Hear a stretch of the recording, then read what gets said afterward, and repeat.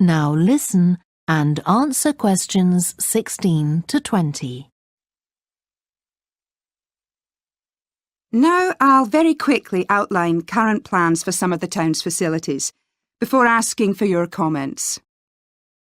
As you'll know if you regularly use the car park at the railway station, it's usually full.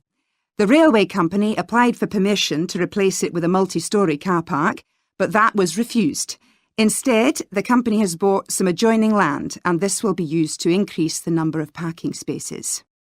The Grand, the old cinema in the High Street, will close at the end of the year and reopen on a different site. You've probably seen the building under construction. The plan is to have 3 screens with fewer seats rather than just the one large auditorium in the old cinema. I expect many of you shop in the indoor market. It's become more and more shabby looking, and because of fears about safety, it was threatened with demolition. The good news is that it will close for 6 weeks to be made safe and redecorated, and the improved building will open in July. Lots of people use the library, including school and college students who go there to study. The council has managed to secure funding to keep the library open later into the evening, twice a week.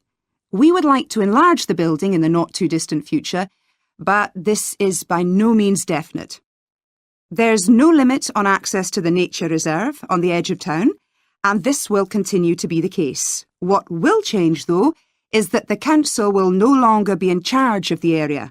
Instead, it will become the responsibility of a national body that administers most nature reserves.